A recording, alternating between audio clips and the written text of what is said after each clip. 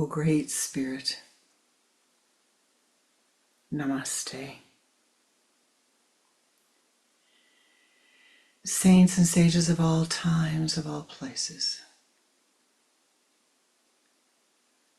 Namaste.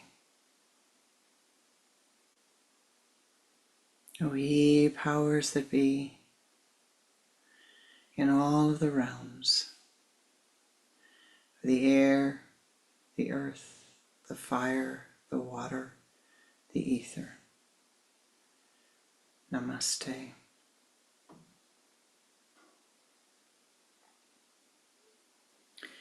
Ancestors of all of the lineages to whom we attune, Namaste.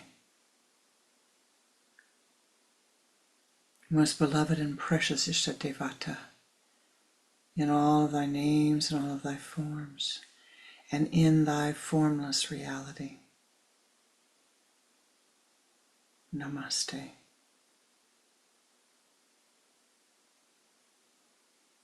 Be with us. Send forth thy blessings at this time, that we might hear that which will liberate us, that we might hear and see and know the truth of the reality.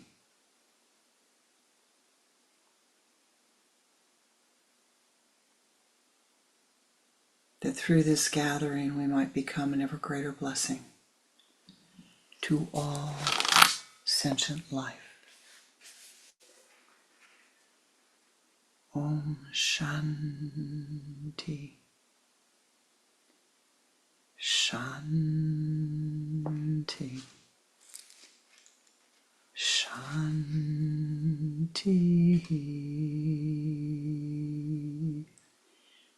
Om Shanti. Shanti.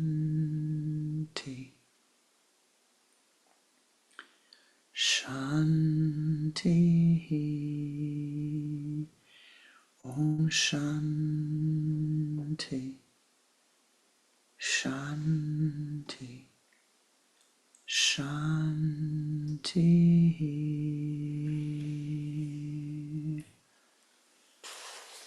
Om.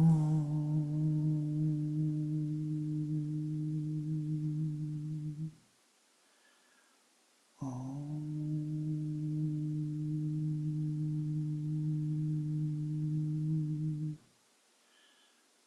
Om.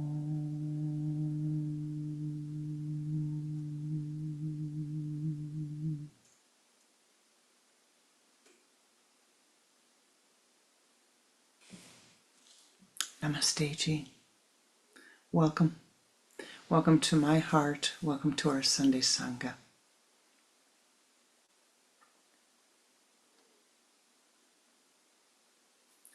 Do you remember the story of Bulbous? Bulbous, the bombastic bully. Bulbous, the bombastic boy, bully. Bulbous, the bombastic bully.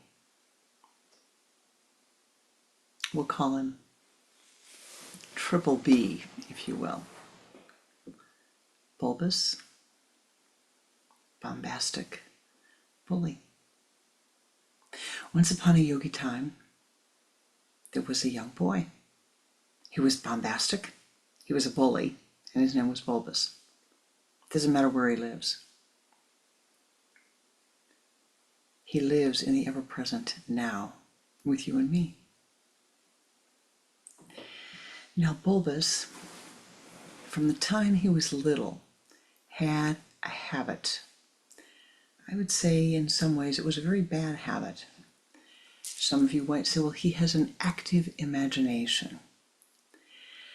But Bulbous was a noodler. He worried. He really, at heart, was a very insecure soul. He worried and he worried and he worried and he worried. You never saw that. You never saw all the internal machinations. What you saw was that he was constantly picking on other people. And how did he do that? He would tell stories. He would tell stories of what might happen to them. You know, if you walk across that room, you're going to get bit. You're going to get tripped. And he would make up stories one day after another. He took great delight in telling stories. Not wonderful stories, but cruel, saying cruel things. They're going to come and get you. They're going to come and get you. You're going to be poor. You're never going to have, nobody's ever going to like you. You're too tall, you're too short, you're too thin, you're too fat, you're smart, you're too smart, you're not smart at all, you're stupid, and on and on and on. Bulbous the bombastic bully did this. And his whole classroom, everybody in his neighborhood, became filled with worry. I didn't like being around him, but they couldn't stay away. They were drawn to him and drawn to him and drawn to him. They were sucked in. There was something about Bulbous they could not stay away from. They kept going back again and again and again. They didn't know why, but around him they started to feel weak, nervous, anxious, unsettled, and in pain. Nobody ever had the ability to stand up to Bulbous the bombastic bully boy and say, no, enough. Instead, they took the words that he said, they took his stories and they spread them and they let them grow and grow and grow in their own minds until the little things that he said became worse and worse and worse and worse and worse. Not good, right? One day, Bulbous goes home and he walks to the doorway to the house. And he opens the door. And the house is encased in shadows. For some reason, it was dusk and nobody had turned on any lights. Bulbous looks in the house, and all of a sudden, in the corner of the house, he sees a monster, a gigantic monster. It is a curled up cobra snake sitting in the corner of the house, just looking at him.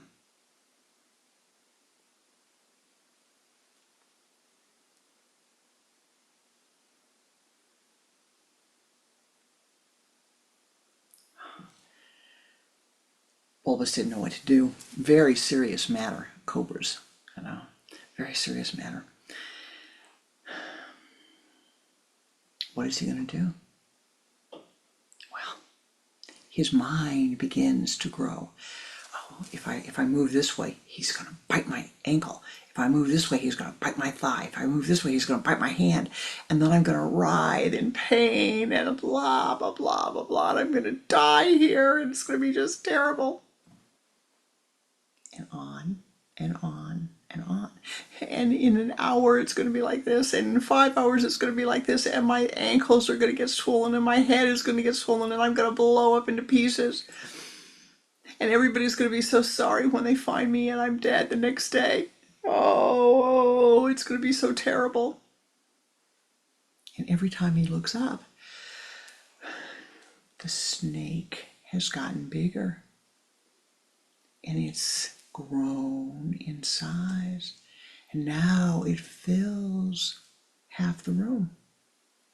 And he can't move a muscle. He's afraid to back out of the room. He's afraid to walk into the room. He's afraid to call for help.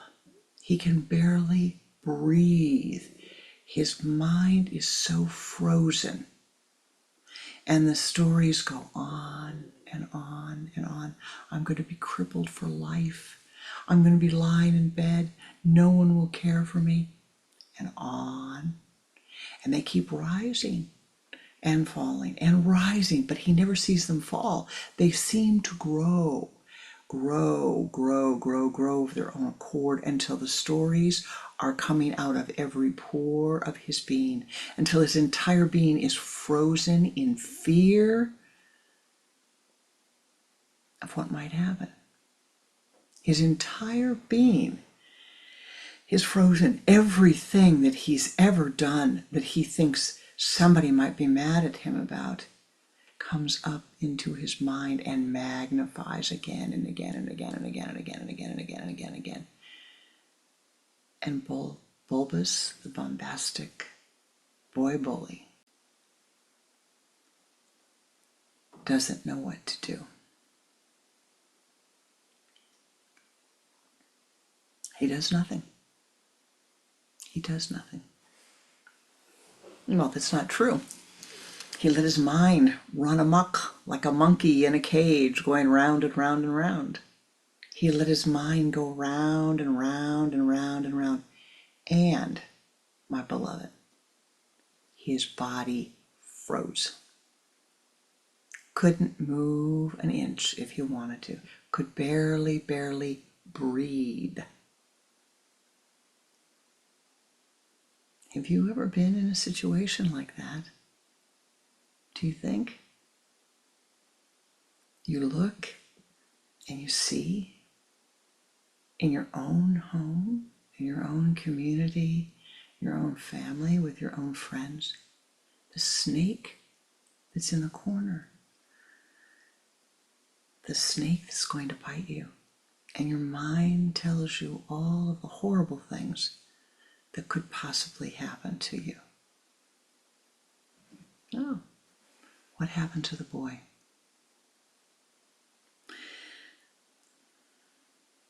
Dusk turns to night. It was the night of the full moon. You'd think that would make it better, right? Because you can see in the full moon that, oh, no. All that happened is in the light of the full moon, the snake got bigger and bigger and bigger to the mind of Bulbous, like it does for you and me in the full moon, right? The mind grows and grows and grows and grows, and the stories get bigger and bigger and bigger and bigger.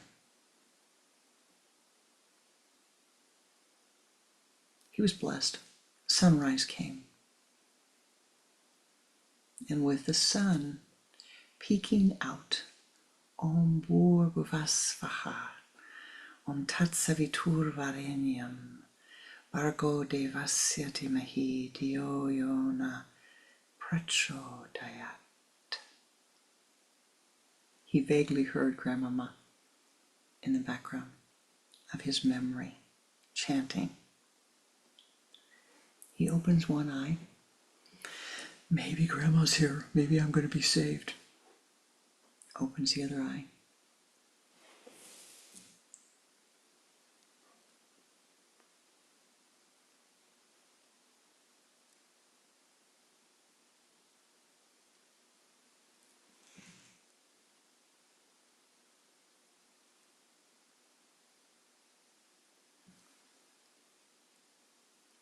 What happened to the cobra?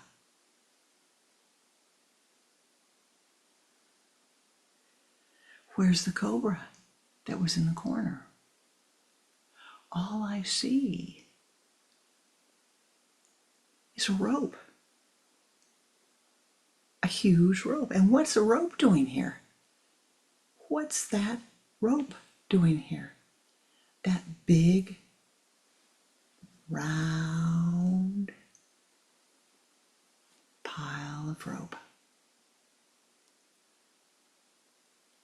Looks like a hose, doesn't it? Well, the bulbous boy, the bully boy,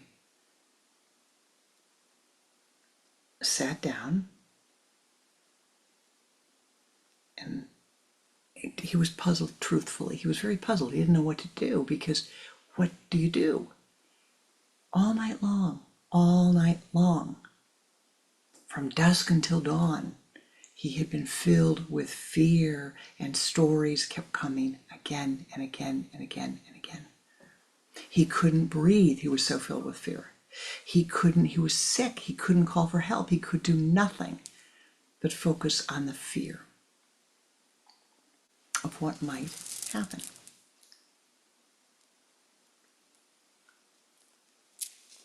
Have you ever been in that position before, my love? My beloved, have you ever been in that position? All night long, your mind was filled with fear. All day long, your mind was filled with fear. The pain arose again and again and again and again and again as you sat there and let all of those sticky, gluey, icky, ugly thoughts come towards you and seize your mind, seize you so that you couldn't see. And if only you had been able to do one simple thing. If only you'd been able to pay attention for just a nanosecond to your breath. If he had just said, "Oh, it's a cobra." If only he had had curiosity about the cobra and been able to say, "Oh, how do you befriend a cobra? What do you do to befriend a cobra?" I don't know. What do I do to befriend a cobra? Had he had that thought, what would have happened? His mind would have unfrozen. And he would have seen, oh, there is no danger here. This is all my mind, glomming and gluing onto thought forms. And I've made it worse. My fear has fed upon itself. And I must tell you that Bulbous, the bombastic bully boy, well, he was transformed by that night. He was no longer bombastic. He was no longer a bully. He was no longer bulbous. He was just a boy, wanting to mature, wanting to live, wanting to hear wisdom, wanting to grow, wanting to learn how to befriend that cobra that had seized him for all those hours and then magically transformed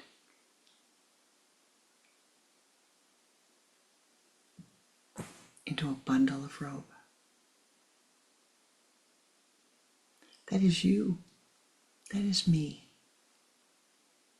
In every ancient mystical system, every ancient culture, it matters not how far you go back. The Greeks and the Romans are pretty young. The Egyptians are older than that. The Atlanteans are older than that.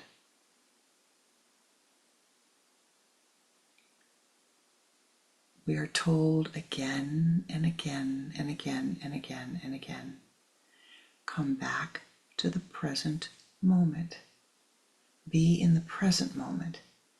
Being in the present moment allows you, enables you to see the reality, to see the truth at this moment, and to not become upset by it. To not become upset by it, to say, all right, yeah, this is not so good. I'm not happy where this is, but let me not become upset by it.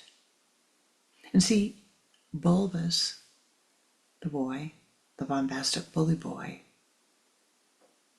was frozen because of all of those years of training his mind to bully others, training his mind to tell stories, training his mind to put fear in others in order to cover his own insecurities, in order to cover the way that he was feeling. And when his mind continued to bully, to put fear, it became trained. This is what I do. This is who I am.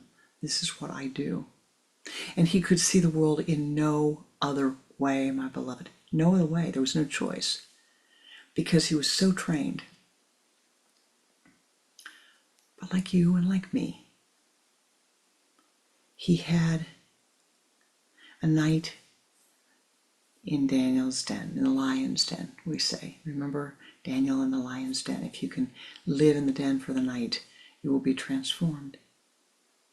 He had a night of darkness, of such deep, deep, deep darkness, that when the dawn came, he could see the sunlight peeking through. He could see the tiny speckle of light. And you've been there. You've been there when the night is so, so long and so, so dark and lonely and frightening and not filled with good dreams, but filled with fears. And then the sun just begins to rise in the distance and reflects just a tiny, tiny bit. And hope opens in your heart. Hope opens in your mind. And you have the ability to see again and again and again.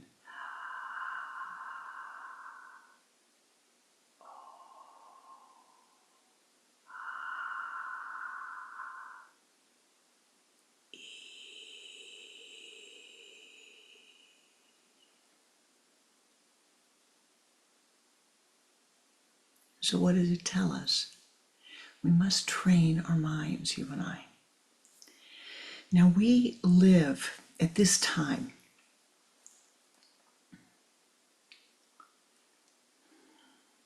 We are in a very important, at the doorway to a very important time. And close enough that if you looked at the doorway, you would say, well, I'm coming down the driveway, honey, and I can see the front door, all right? And the front door is open, okay? You can see the front door and the front door is open. And what you're seeing in that front door is, the driveway looks a little different than it has before. And we've talked about this. There's major changes moving in the planets that affect the Earth life, that affect this planet. The planet Pluto, which is groups of us, all of us, our unconscious mind, it's all of us. It's our subconscious mind, is group action. That moved recently into the sign of the zodiac of Aquarius, which is new thinking, transformative thinking. Many, many, many new inventions will come during the time of this period. The last movement was between 2008 and 2025, when Pluto was in Capricorn. And you can see how many life Earth things changed during that time. Countries were formed, countries fell apart, people moved, massive migrations of people around the world at that time. And movement of people around the world means movement of values around the world, movement of cultures around the world, movement of behaviors around the world, so that the old way is no more. The new way has been forming. Now we're seeing, technology is playing a new role in our lives. How are we going to deal with that? How are we going to be affected by that? But in Uranus, the planet of inventiveness, the planet of technology, the planet of creativity, the planet of God consciousness, sudden God consciousness. God consciousness doesn't creep up on us. Well, I guess in some ways it does, in the sense that we prepare ourselves. You prepare, you till the garden until voila, that moment of satori, that moment of enlightenment. Aha, here it is. But what is happening that has not happened since 4,600 and roughly 4,700 BCE, before the Common Era, a little bit of a while ago, is that Saturn and Neptune will be in 0 degrees Aries on February 20th of 2026. Well, you may think, well, so what? What does this mean? Saturn is structure. It is the structure of your life. It's your bones, it's your skin, it's the structure of your life, it's the structure of governments, it's the structure of buildings, it's the structure of the earth plane. Neptune is inspiration. Neptune is meditation. Neptune is artistic creativity. Neptune is also poisonous gas. It is also, unfortunately, it is also misuse of drugs and alcohol. It's deception. It is things leaking away before you know that they have gone. All right? But these two together can either, and 0 degrees Aries is very important. 0 degrees Aries in our earth plane, in our world, is the beginning. Aries is the beginning of the zodiac. And this is important because it's the beginning of a new evolution spiritually. When something is at 0 degrees Aries, we're saying, aha, I better pay attention. This is a new way of being. Now, I'm not going to go into, there's a lot of history that you can go into, look it up. There's some wonderful, important information that is known about what happened every time the Saturn-Neptune was in Aries.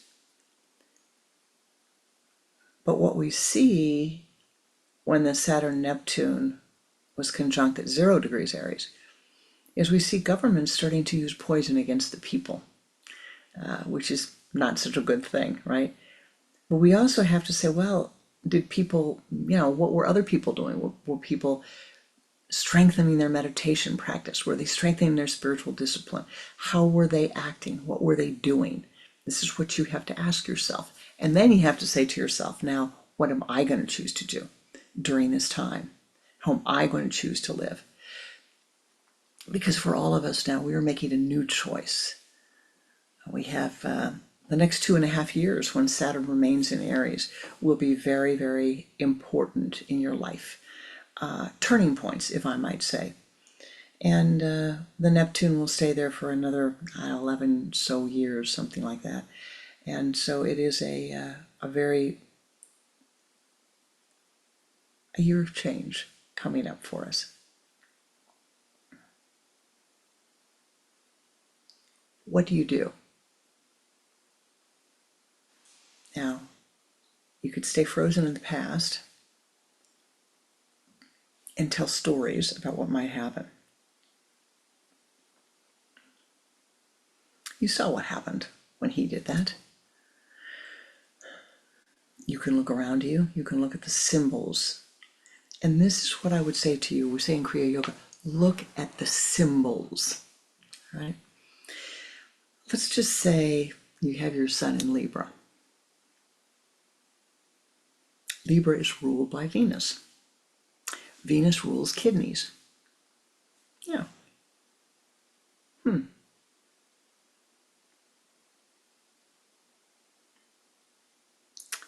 Well, when the Saturn-Neptune opposes in the sky, looks at oppositions, right, to that Libra, am I going to have a temporary challenge in my life related to my kidneys? Yeah, perhaps I am.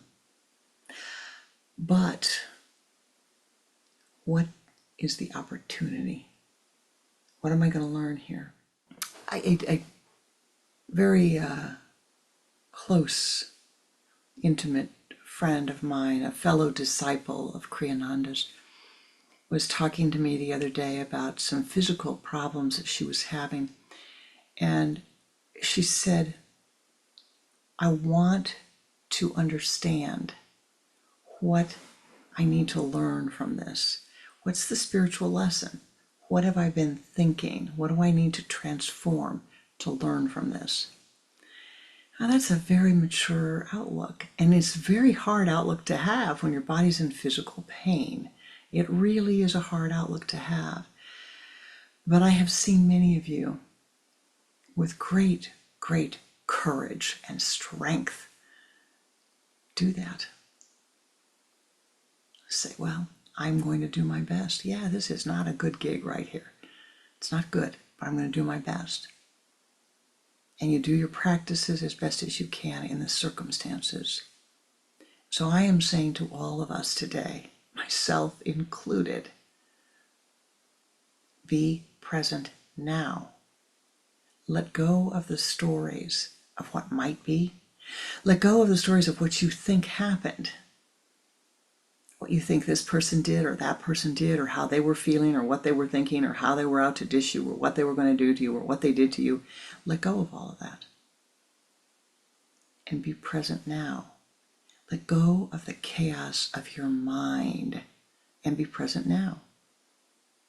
You know, Marcus Aurelius says it. It's said in the Bhagavad Gita. It's said in the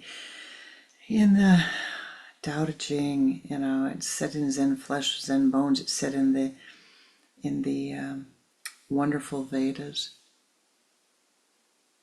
Let go of the emotionality of the mind. And one of the ways to do that is to say, let me pay attention to now, this moment. Now, Marcus Aurelius has this wonderful, some of his translations have this wonderful thought. To me, it's a wonderful thought.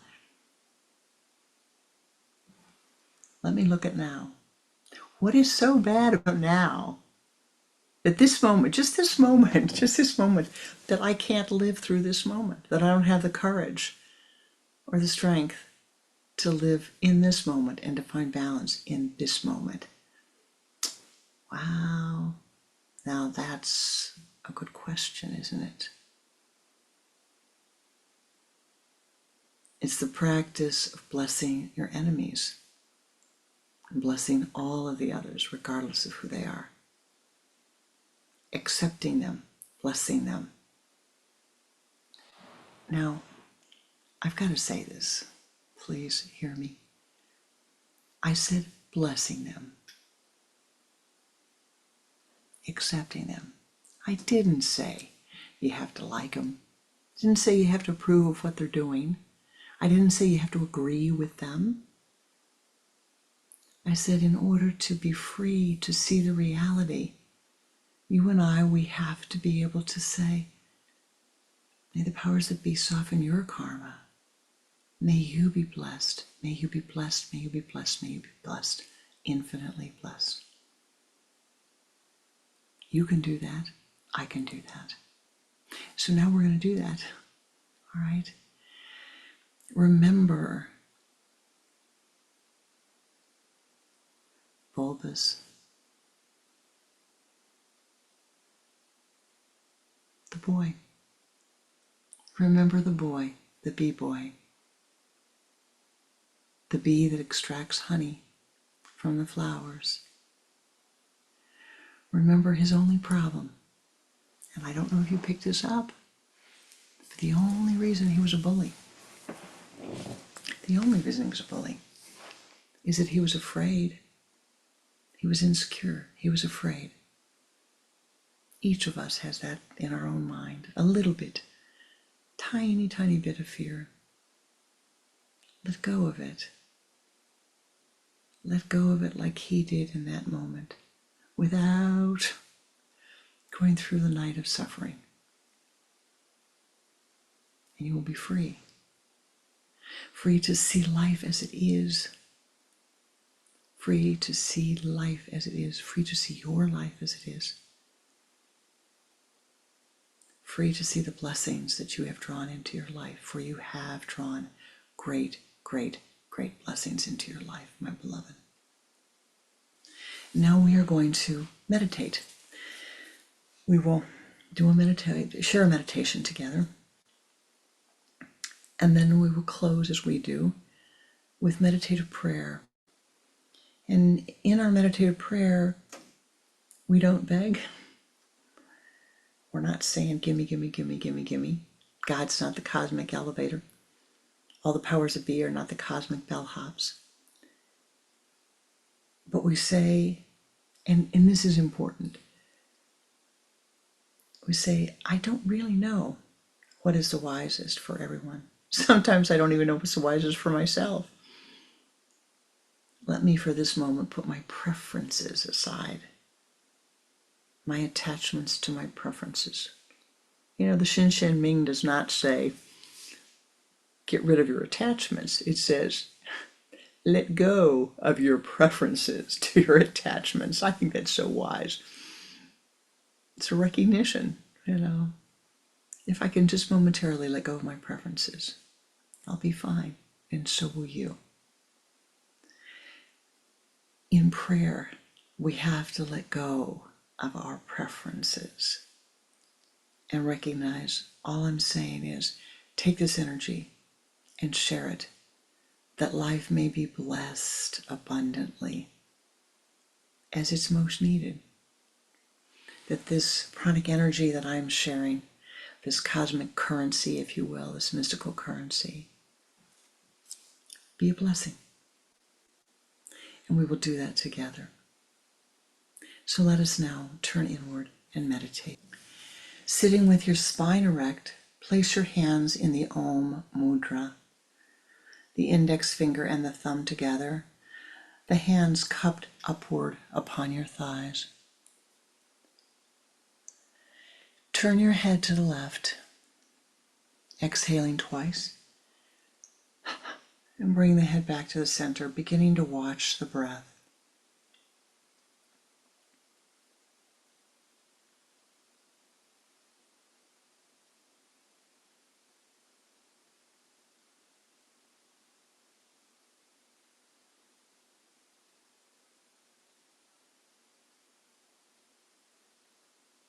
With the next inhalation, pull the energy from the limbs of the body to the trunk of the body. Use the sipping breath, if you will, please. Sipping as if through a straw.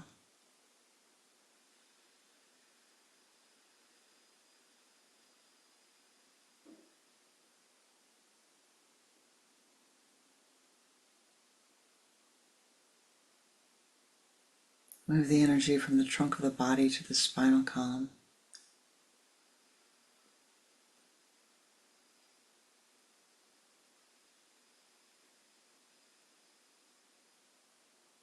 And then with a sipping breath, pull the energy from the base of the spine up to your sun center.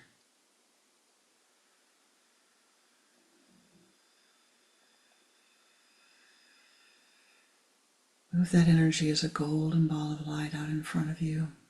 Expand that light. And sweep it around your body, moving to the left. Move counterclockwise.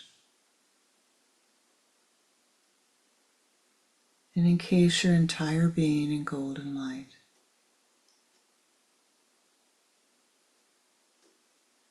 Do this 2 more times.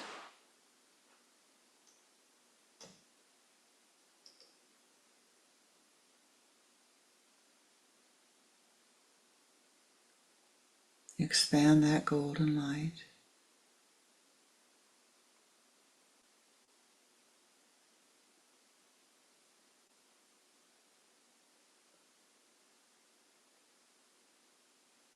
And as you are able,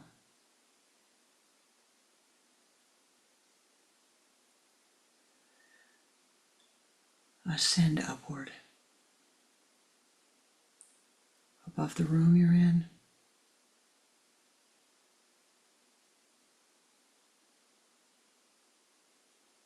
above the building, above the continent. Om Namo Namo Namo Namo Namo Namo Namo Namo Namo Namo Namo Namo Namo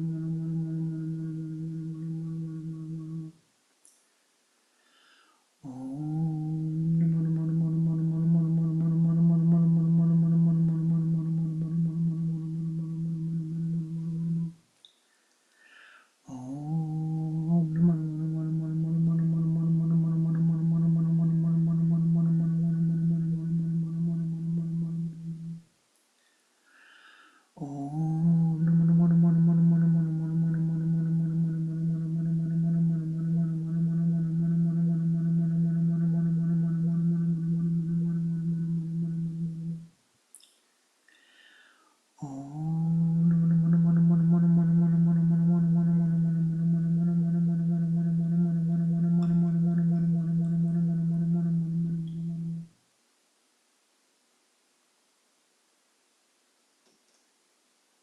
ascend to the high place of meditation.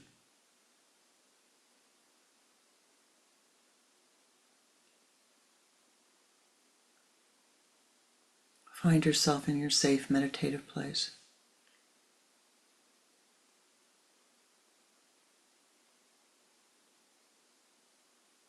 In front of you, you see the flame of Kriya, a flame of light burning brightly in your meditation place. Eternal, steady, brilliant.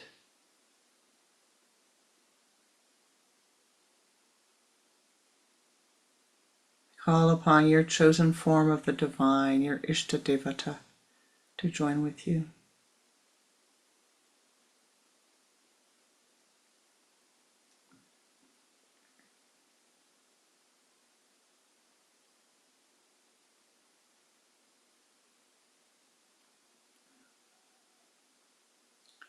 In your mind's eye, you see a mountain.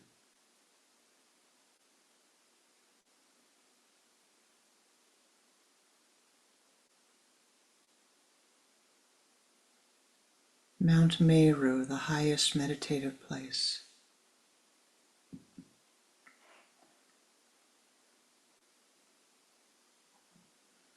And upon Mount Meru,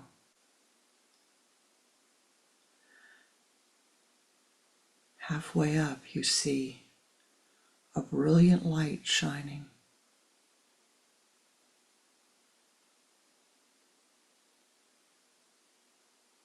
Lighting a path strongly right to your feet.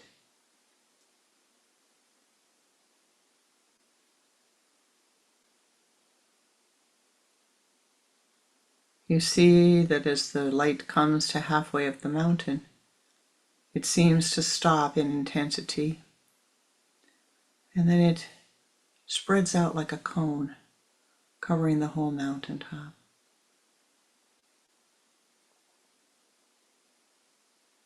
The path of light has landed at your feet.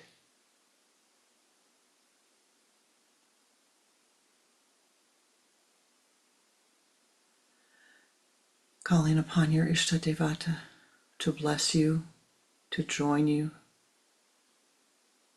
you step upon the path.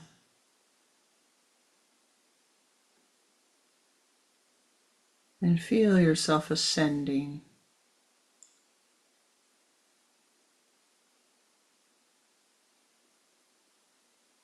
to the brilliant light halfway up the mountain.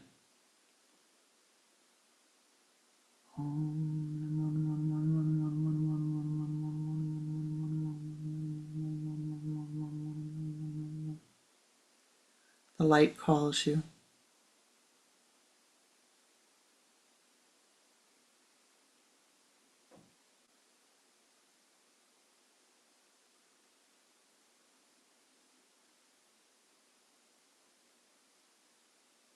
You reach the brilliant,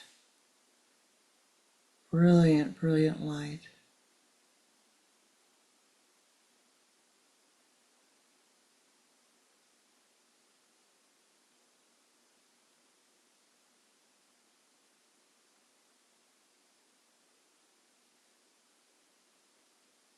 You are called to enter this doorway.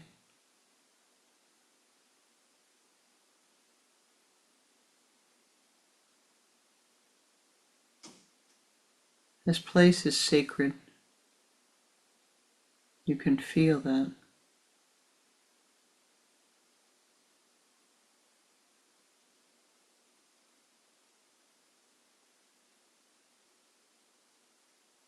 It is filled with all of the colors of light. And as you walk in, it's as if rocks are being lifted from your back.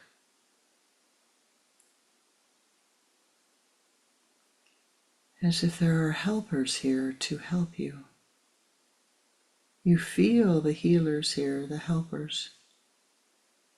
They're picking up the karmic rocks, they're picking them up off your back, taking them off your backpack and guiding you further into the shrine.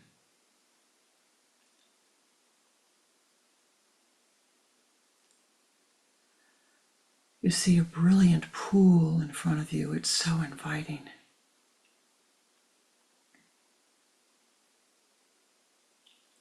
It's a pool of light.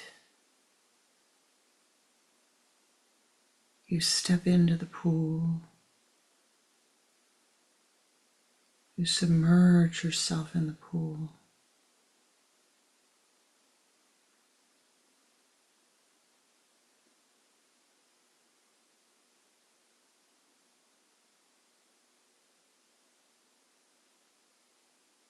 Already you're becoming lighter.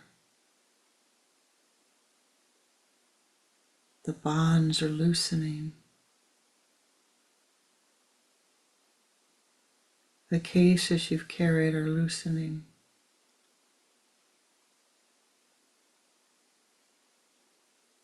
The pool leads to a waterfall which beckons, inviting you warm and welcoming. The most beautiful waterfall you've ever seen. The colors perfect for you. Perfect.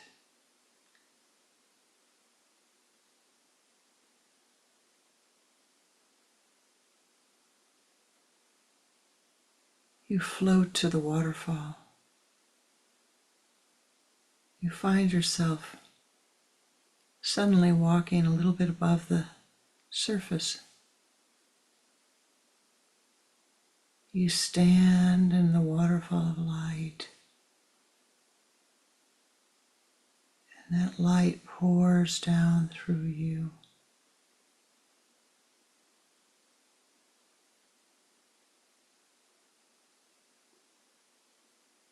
Over you.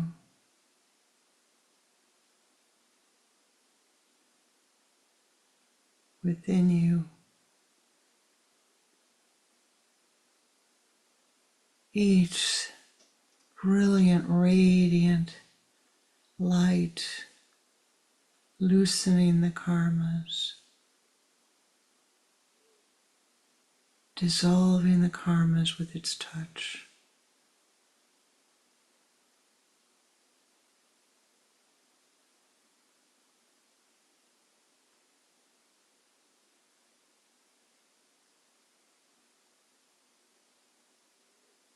Strengthening you, healing you.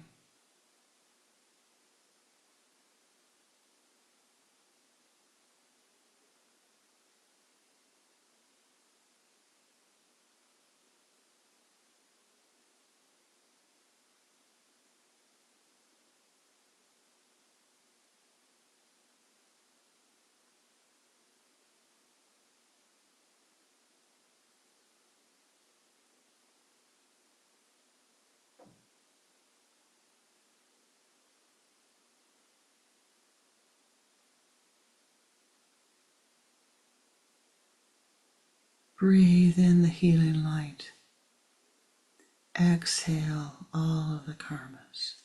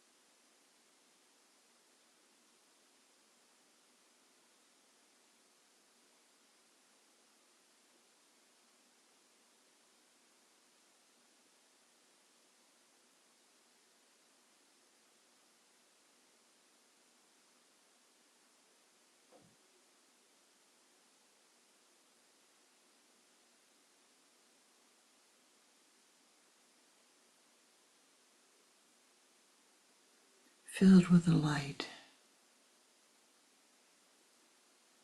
You feel yourself walking forth from the waterfall, but now you're walking above the ground. You're levitating.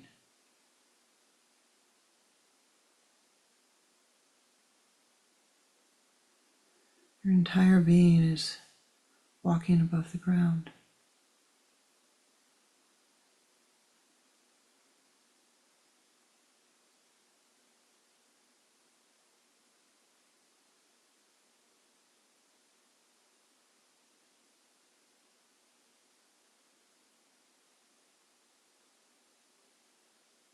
You walk forth from the waterfall, through the shrine, strengthened and vivified.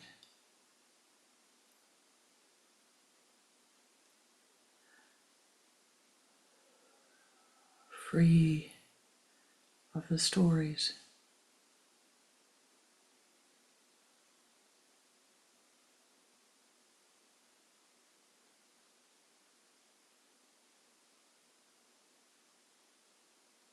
As you walk forth from the shrine, your beloved Ishtadevata is waiting for you. Your helpers are waiting for you.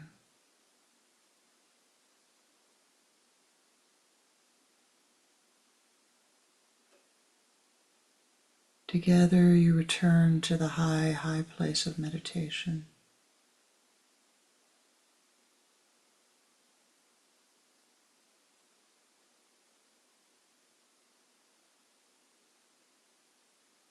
O ye powers that be, as we gather here as a Sangha, we call upon thee to join with us. You whose names we know, whose names we have forgotten,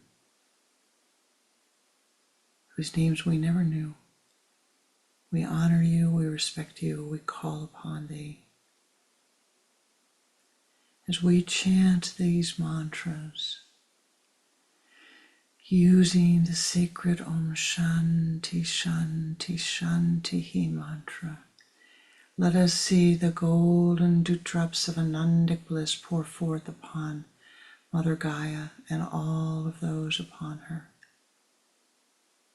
O ye powers that be, thou knowest better than we what is needed to soften the karmas of all of the beings upon the planet. Those who are in need of water, in need of food, in need of shelter, in need of economic security, in need of peace, in need of health, in need of friendship, in need of wisdom, in need of healing at all levels.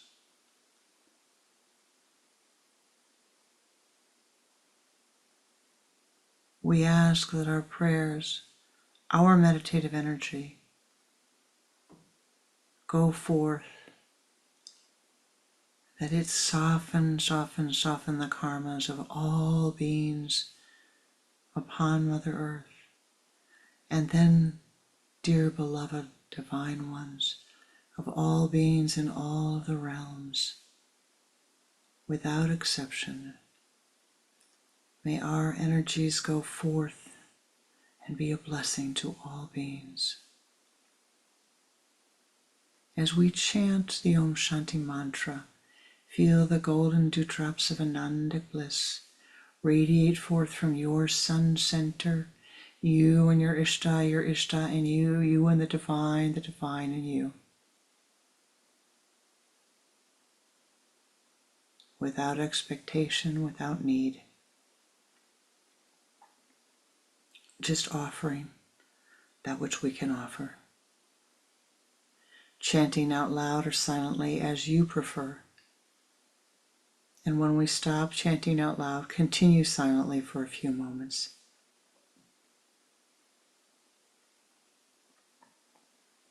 Again, the golden dewdrops radiating forth.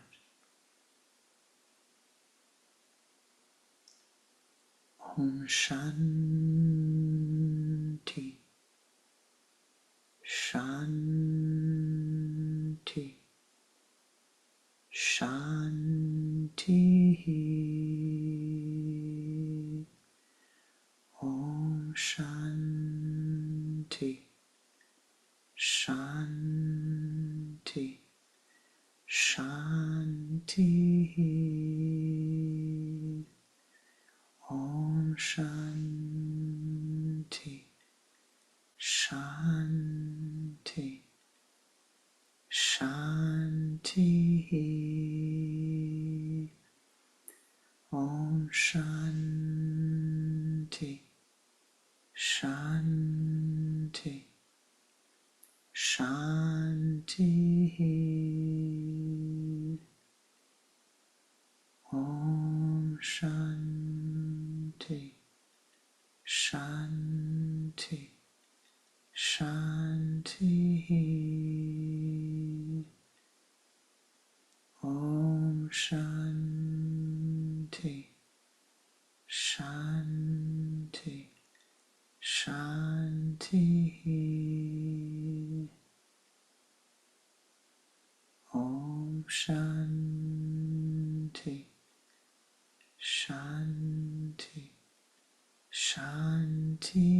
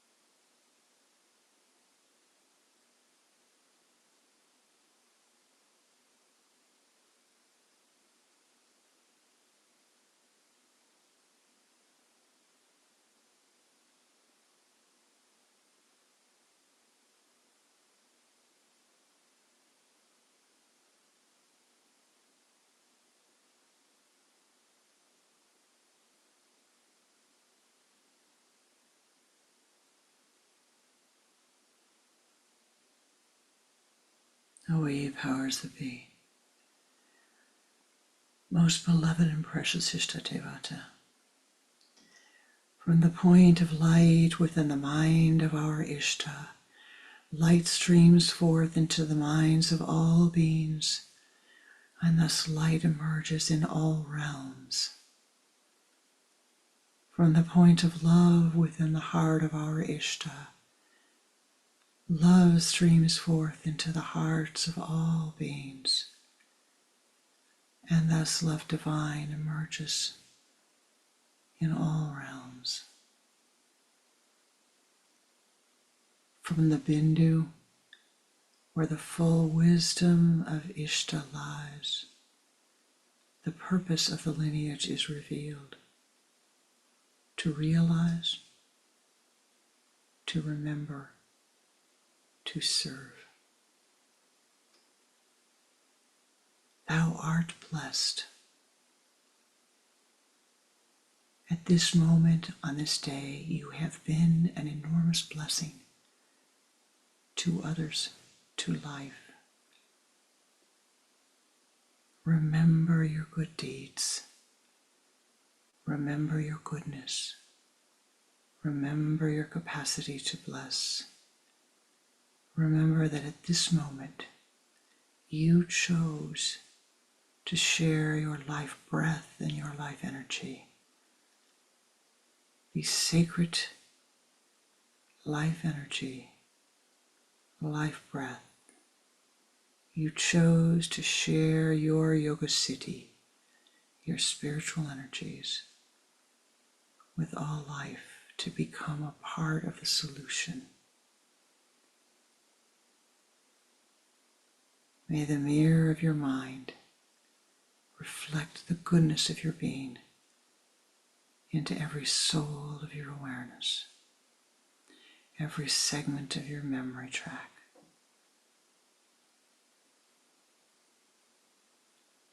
Om Shanti, Shanti, Shanti.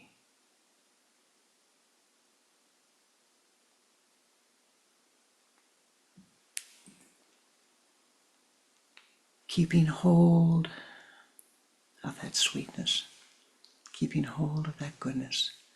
Return as you are able, as you wish, to the earth plane. Namaste ji.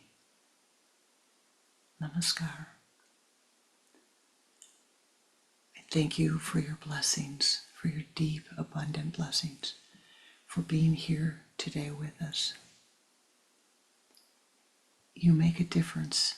Your meditative energies do make a difference.